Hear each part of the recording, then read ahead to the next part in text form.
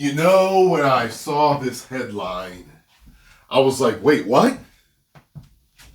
And I'm still like, wait, what?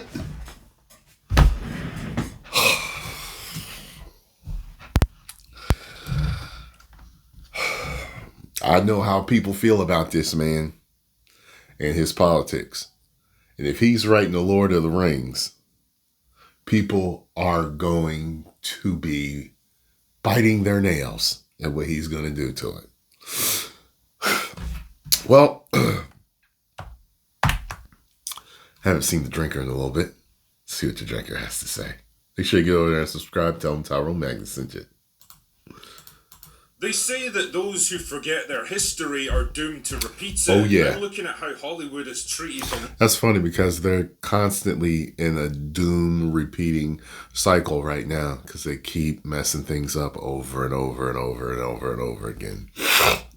Lord of the Rings over the past couple of decades, I can't help but think there's a grain of truth in that. Just like Star Wars before it, it all began with the classic original trilogy, born from a sublime blend of inspired writing, technical skill, and timeless themes of heroism and adventure, followed by an overblown and underwhelming trilogy of prequels made by the same people, just older and lamer now, that failed to recapture the magic of the originals. And finally, decades later, with money-hungry studios desperate to squeeze a bit more money out of old IPs before the actors get too old or die, we come at last to the end game. Make it shitty! We already saw it with Rings of Power, Amazon's cringy attempt to compensate for a lack of artistic merit and creative ability with an... I could not watch that next season. I saw the first one. Oh, God. Beautiful garbage is what it was.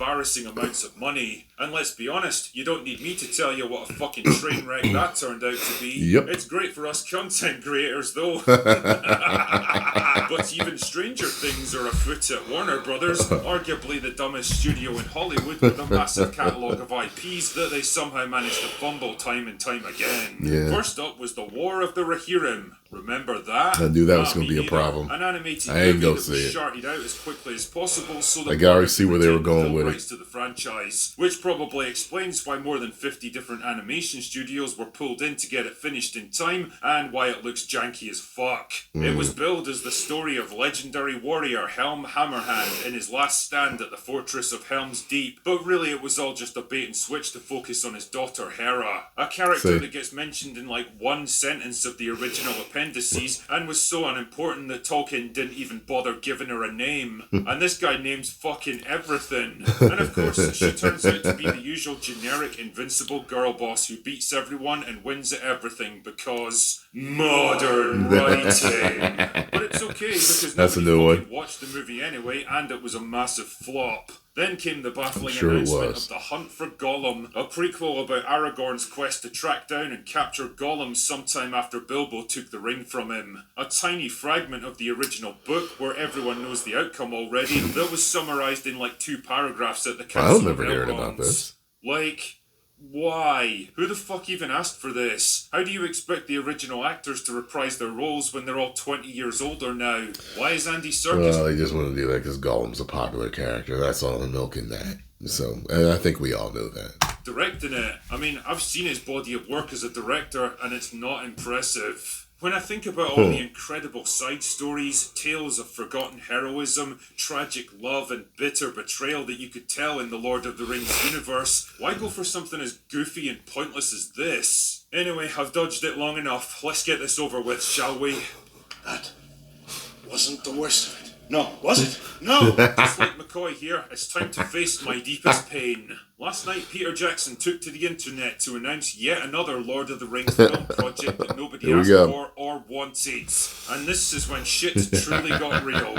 Oh, actually, why don't I get somebody else to explain it? Because we've got a very special partner that we're working with. And you can see for yourself. Hang on. There we go. Hello. Trying to be funny. Here he is. Hi, Peter.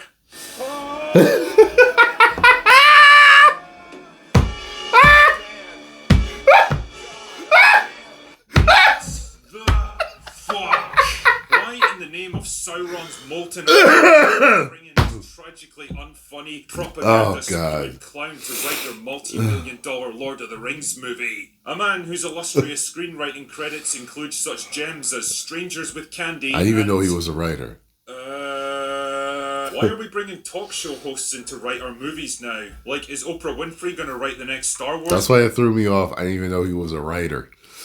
And once I thought, okay, well, I know people can't stand his politics. A lot of people can't. So I already knew that was going to be an issue. Movie? How about we get Jimmy Kimmel in to do the next Jurassic Park? Actually, that would probably be an improvement at this point, to be honest. Now, in fairness to old Stephen here, he is a big Lord of the Rings nerd, although fuck knows what a guy like him sees in Tolkien's pro-Western, anti-authoritarian story of friendship, loyalty, honour, masculine heroism, and clearly defined morality. But there's a big old difference between knowing the lore of a fictional world and actually writing a good story with it. Just ask Ryan Johnson. Then there's his politics, of which there are many. Told you. Remember when Peter Jackson famously said, We didn't want to put any of our own, certainly in terms of the thematic material, we didn't want to put any of our own baggage. I mean, we had no interest in putting our messages into this movie, but we thought that we should honour Tolkien by putting his messages into it. yeah, I wouldn't expect the same attitude from Stephen Colbert, a man so utterly consumed by his hatred of the Orange Man that he drove away his own audience and nuked his talk show. Jesus, this guy almost makes Mark Hamill look normal. The problem is, people like that can literally never let go of their political hang-ups. It's impossible because it becomes bound up in the very core of who they are. It seeps into everything they say and do, and if he's allowed to write a script for Lord of the Rings,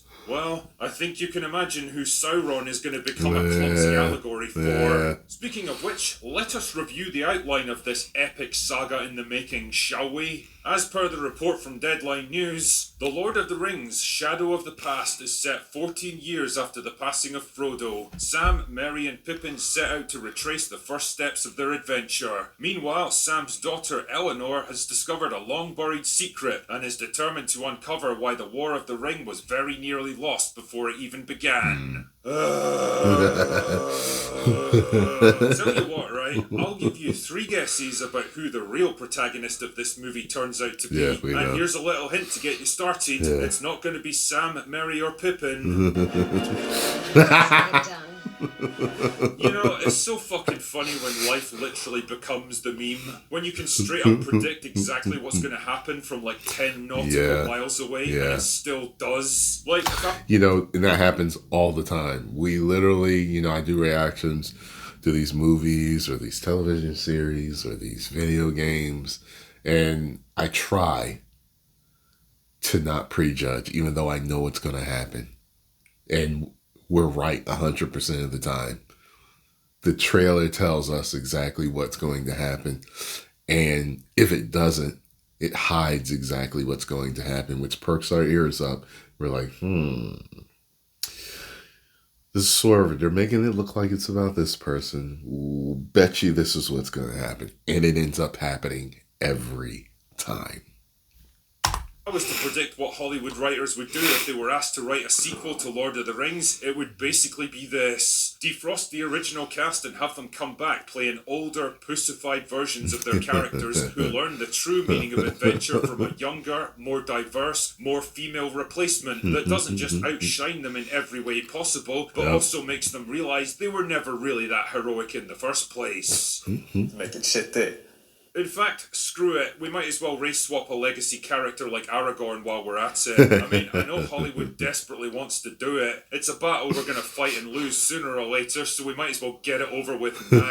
Not only does this crap remind me of the historical enshittification of Star Wars, but I also can't help thinking of James Gunn's DCU by James Gunn. That guy has access to some of the greatest superhero characters in history. Batman, Superman, Wonder Woman, Nightwing, and instead of exploiting his biggest assets, he wastes huge amounts of time, money, and fan goodwill churning out irrelevant vanity projects like Creature Commandos, Peacemaker, and Clayface. All of this is to say that I trust Stephen Colbert to make a good Lord of the Rings. The first season of Peacemaker was good. And I did like Creature Commandos. I did not like his Suicide Squad. I did not like his Superman. Didn't care for the second season of Peacemaker. I get a feeling I'm not going to like Supergirl, but we shall see. I have some curiosity with that. Hopefully Clayface is good. Clayface is one of my favorite Batman villains.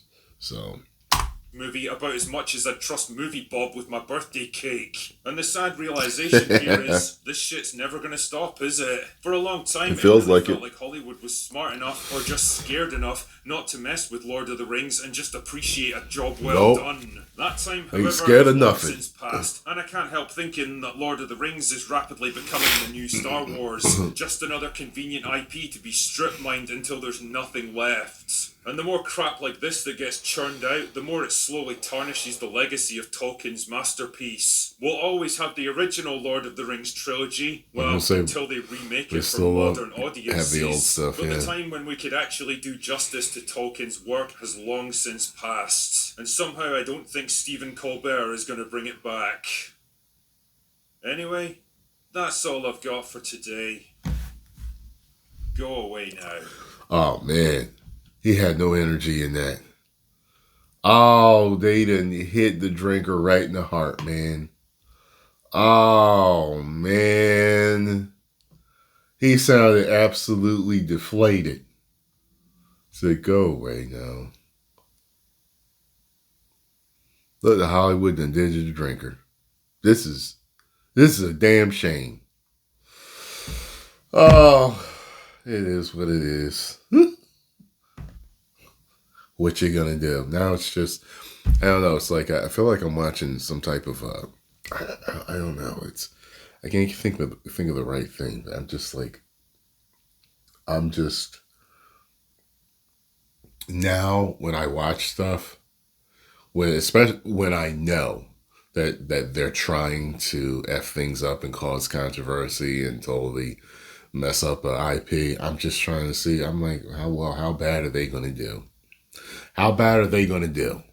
How pissed off are they going to make the fans? Well, post comments down below. Let me know what you all think about this. Do you think that Mr. Colbert is going to make a great Lord of the Rings? Yes or no? 10 million subscribers.